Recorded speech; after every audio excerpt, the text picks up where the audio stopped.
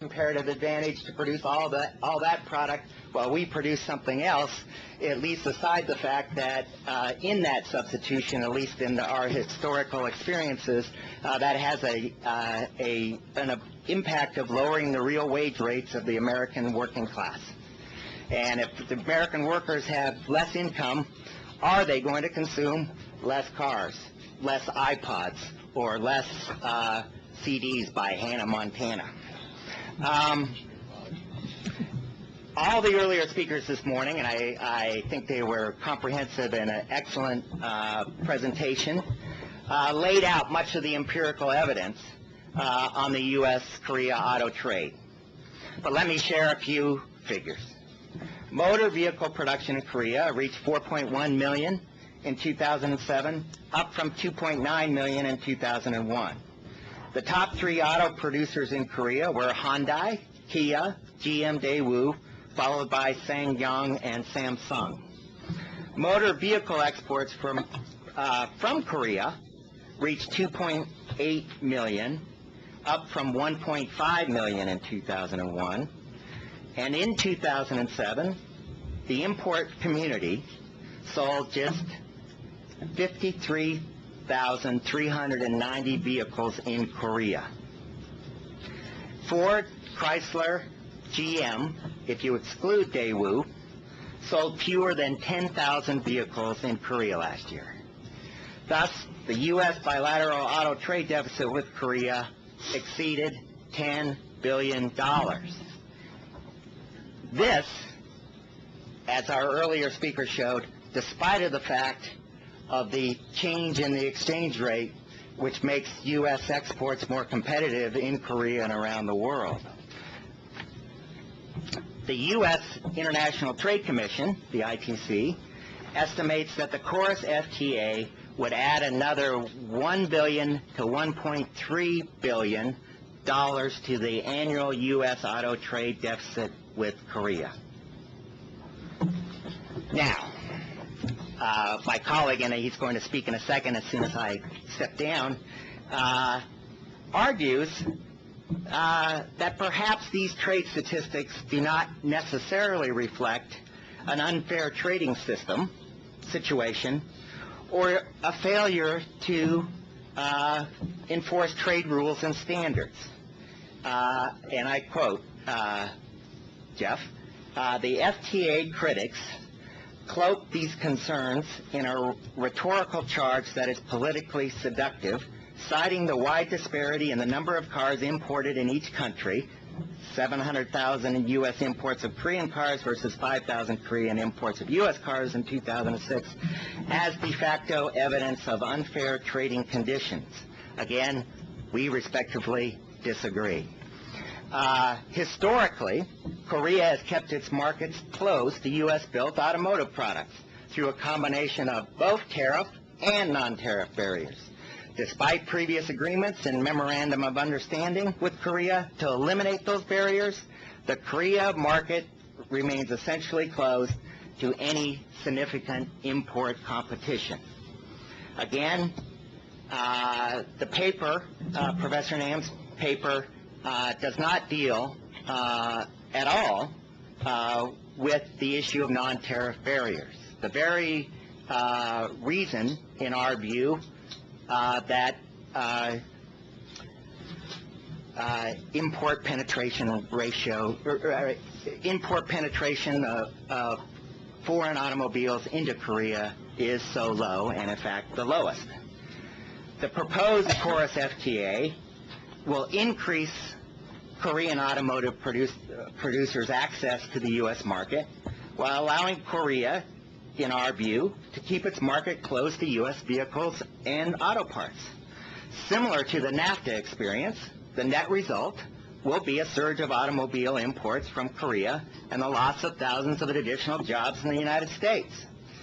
Talked about the reduction in tariffs in the schedule, but we believe that the ITC is correct, that the Ministry of Korea, economic minister, when he says that we expect an immediate $1 billion annual increase in our trade surplus with the United States in autos, we believe that.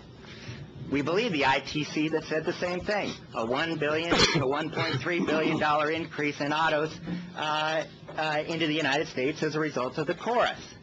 Now again, so we go back to basic fundamentals. Do we care? Do we care whether we have a U.S. automobile industry?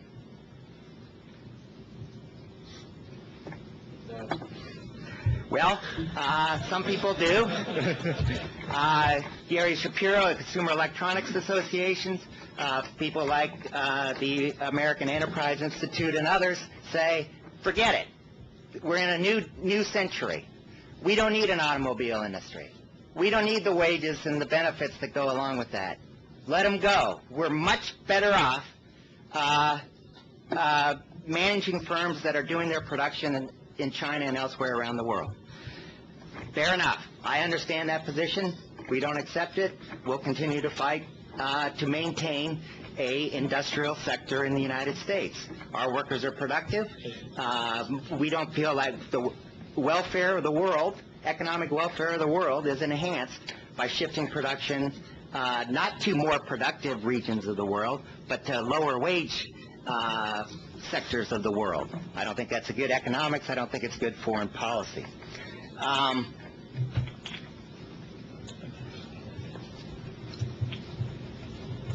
I think at that note, I'll turn it over to the second panelist, and hopefully I have generated some heat as well as some light.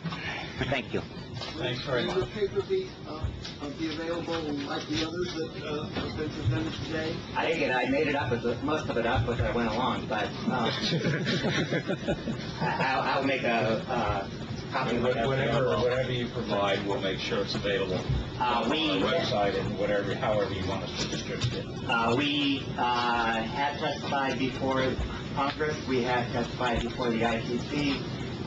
So those documents, I believe, are available, and I can make those available to you as well. Thanks very much. There's actually links to those documents on our FTA Resource Center. So. Jeff?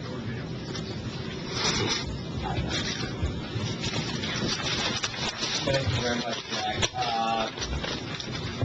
Appreciate the invitation to KEI to come here. I am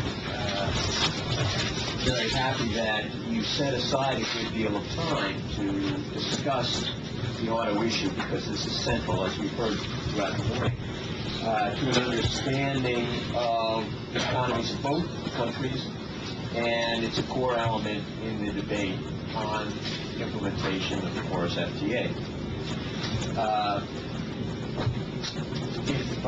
If I take the time allotted to the other speakers, you're all going to miss the lunch. So, and there'll be no discussion. And I don't think that's very productive. You've all been sitting here already for about 2 hours and 20 minutes. The last thing you want to do is hear another speech. So I'll just make a few pointed comments. This meeting is important because of the importance of autos in bilateral trade and in the production and employment in both countries. It's a highly sensitive political issue in both countries, as Doug has mentioned, because of the production and employment effects, because of the large trade imbalance, because of the concern about outsourcing. And I think Doug is right that I disagree with some of the analysis of why Korean unions are opposed, but I think the outsourcing issue is certainly a central concern. I'm very impressed, by the way, that Doug reads my papers so carefully and quotes from them, and I think that is quite commendable.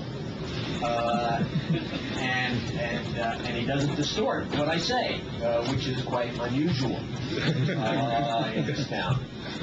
And I also am somewhat sympathetic with his critique, perhaps because I also have a young daughter who has weird taste in music, and that perhaps is a common bond between us. But